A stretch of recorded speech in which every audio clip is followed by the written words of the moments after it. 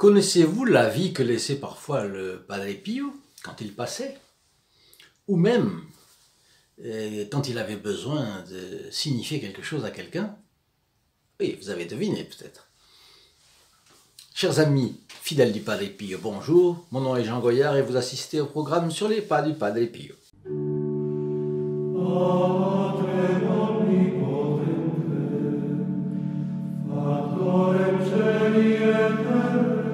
Aujourd'hui, nous allons parler d'une chose qui n'est pas une guérison, qui n'est pas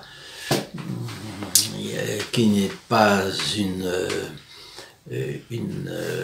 réprimande non plus. C'est un avis. C'est un avis, mais bon, une réprimande en forme d'avis, si on peut dire comme ça. Mais avant tout, je vous signale que pour les premiers abonnés, pour les premiers visiteurs de notre programme et qui ne sont pas encore abonnés, vous avez cette possibilité ici dans le bas de cette vidéo, dans la description de la vidéo. Vous vous abonnez en cliquant sur le bouton rouge, vous avez une clochette qui apparaît, vous actionnez la clochette et vous serez tenus au courant de nos actualisations. Il y en a quelques-unes ces jours-ci, vous allez voir. Et puis, plus bas, un lien en bleu, saintpadrepio.fr, vous amène à notre site. Sur notre site, vous pouvez retrouver nos vidéos. Vous pouvez trouver également la page qui vous permettra d'être dans les intentions de la prochaine messe du vendredi. Et enfin, le groupe Les Protégés du Padre Pio vous est présenté. Je vous y renvoie. Enfin, n'hésitez jamais à partager cette vidéo parce que nos vidéos doivent circuler. C'est une chose qui est importante si nous voulons faire connaître le Padre Pio. Et sans effort, ça ne marchera jamais. Et je compte beaucoup sur vos efforts. Vous savez que le Padre Pio, quand il ne souffrait pas, il trouvait que c'était de la perte de temps. Je vais paraphraser, si vous ne cliquez pas, c'est de la perte de temps. Si vous ne cliquez pas pour partager, c'est de la perte de temps. Alors, ne perdez pas votre temps, ne perdons pas une minute. Et aujourd'hui, ce sont deux histoires. Deux histoires. La première concerne un fameux avocat du Padre Pio et qui a raconté qu'un jour, il était à l'église de San Giovanni Rotondo, il assistait à la messe, et c'était un moment où l'élévation, au moment où le Padre Pio, juste après la consécration, élève l'hostie consacrée, eh bien là, il s'est distrait. L'avocat a pensé à autre chose, et tellement distrait qu'il est resté debout. Alors évidemment, il y avait la multitude des fidèles qui étaient agenouillés, et lui était le seul dans une position d'apparente irrévérence. Mais c'était involontaire, mais il s'était laissé distraire. Et tout d'un coup, il est secoué par l'odeur agréable, mais intense, pénétrante, ce qui lui, il a déterminé comme un parfum de violette. Mais la violette est délicate. Comment est-ce que la violette pouvait être un parfum pénétrant, intense? Je ne sais pas. Et ce parfum l'a fait revenir à la réalité. Il a regardé autour de lui, il a vu que tout le monde était à genoux, il s'est agenouillé. Mais... Et il avait l'habitude, après la messe, toujours après de saluer le Padre Pio, c'était son avocat, il était fameux, bon, il va voir le Padre Pio. Et là, le Padre Pio l'accueille avec un drôle d'air. Et il le prend par surprise. Aujourd'hui, vous avez été distrait. Alors, réponse de l'avocat, ah, alors, c'est vous qui m'avez réveillé avec votre parfum? Réplique du Padre Pio, oui, cela valait mieux Gifle, non?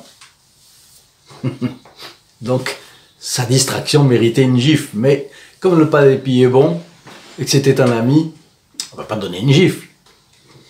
Notre Seigneur Jésus-Christ a pris le fouet. Il a pris le fouet. Mais c'était contre les marchands du temple. Génération de voleurs et d'adultères, disait-il. N'est-ce pas? Vous avez transformé la maison de mon père en caverne de voleurs. Mais là, ce n'était pas le cas. C'était une distraction. Mais voilà, méritait une petite réprimande quand même.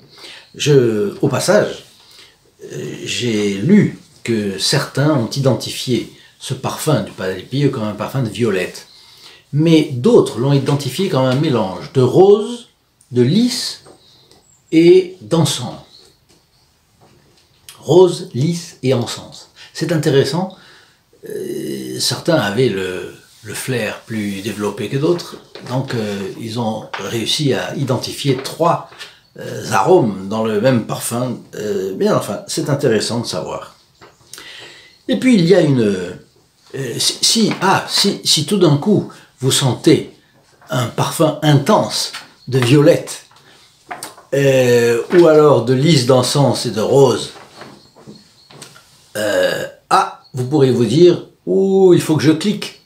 Il faut que je clique pour partager la vidéo du Padre Pio. Bon, donc vous avez bien sûr le like, le partage, allez dans vous abonner, actionnez la clochette, et puis si vous oubliez quelque chose, vous risquez d'avoir un avis du Padre Pio. Je ne sais pas si ça vous amusera ou pas, j'en sais rien. La deuxième histoire est une curieuse pénitence. Un Sicilien s'était converti. Il s'était converti et il est allé se confesser au Padre Pio. Et le Padre Pio, très bon, certainement la conversion avait amené beaucoup d'affliction de ses péchés. Le Padre Pio a mis sa main droite sur ses mains sur la main droite du converti, et pendant un bon moment de la confession. On voit que les femmes, il les confessait dans un confessionnal. Les hommes, il les confessait comme ça, vis-à-vis. C'était la tradition en Espagne, en Italie d'ailleurs aussi, etc. Bien. Notre converti sicilien rentre chez lui. Et là, il se rend compte qu'il a un parfum, mais un parfum phénoménal sur la main droite et pas sur la main gauche. Mais il l'avait senti pendant la confession avec le Padre Pio. Et là, c'était sa main droite que le Padre Pio avait tenue longtemps. Et là, il s'est dit, bon, je vais regarder, je vais voir. Il se lave les mains. Le parfum continue. Il se lave encore. Ça continue. Mais il a mis 2 mois à accomplir la pénitence que le Padre Pio lui avait donnée. Ou bien c'était une pénitence conséquente et quotidienne, ou alors il a laissé traîner, je ne sais pas. Mais le fait est que c'est au bout de 2 mois qu'il a réussi à terminer la pénitence que le Padre Pio lui avait donnée. Et pendant ces 2 mois, parfois le parfum disparaissait, mais parfois il revenait. Et de temps en temps, il vérifiait, et tout de même, pendant 2 mois, ce parfum est apparu, est parti, est revenu. Il n'y avait pas moyen de s'en débarrasser, en fait. Et le jour où la pénitence a été finie, le parfum a disparu. Il l'a raconté, et c'est une chose fort intéressante, très intéressante. Donc la marque du Padre Pio, parfois, la marque de sa présence, ou la marque de son passage, ou la marque d'un de ses avis, c'était ce parfum. Mais d'un autre côté, on voit à quel point la pénitence, c'est important. Le Padre Pio envoie son parfum à quelqu'un qui est distrait, et de manière à ce qu'il prenne conscience de la réalité des choses. Deuxièmement, quand quelqu'un n'avait pas fini sa pénitence, le parfum du Padre Pio était là pour le solliciter à terminer sa pénitence. Bon, n'oublions pas nos pénitences quand nous confessons, et quand je dis n'oublions pas, je me mets dans l'affaire, parce qu'il m'est arrivé, malheureusement, ça m'est arrivé d'oublier. Bon, si j'avais eu le parfum du Padre Pio, ça aussi ça peut arriver. Vous oubliez, vous avez le parfum du Padre Pio. Je ne sais pas si, dans ces cas-là, nous serions inquiets, nous aurions peur ou nous serions contents.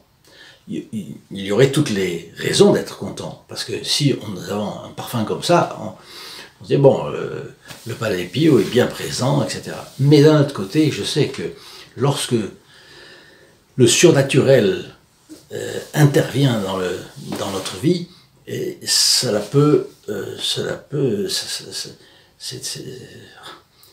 tous les saints qui ont vu leur ange gardien, par exemple, c'est une inquiétude, c'est une peur, la nature est bousculée, n'est-ce pas?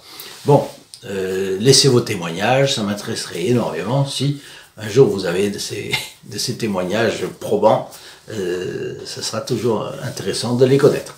Et puis d'ailleurs, j'ai oublié, mais c'est intéressant que vous laissiez vos commentaires sur ces vidéos. Dans la description, dans le bas de la description, tout en bas, vous avez la possibilité de laisser des commentaires.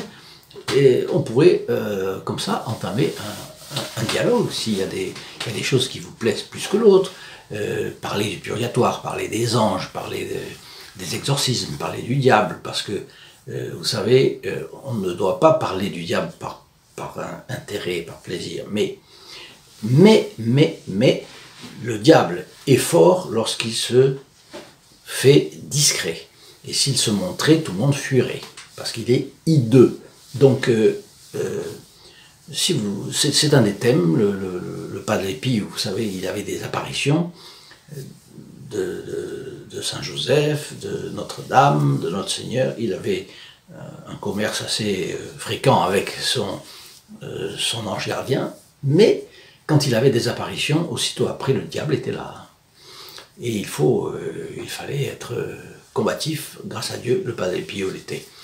En tout cas, voilà, je vous prie de mettre votre like sur cette vidéo, de laisser vos commentaires, de vous rendre sur le site pour, d'un côté, avoir accès à cette page où vous laisserez votre intention pour la messe du vendredi prochain.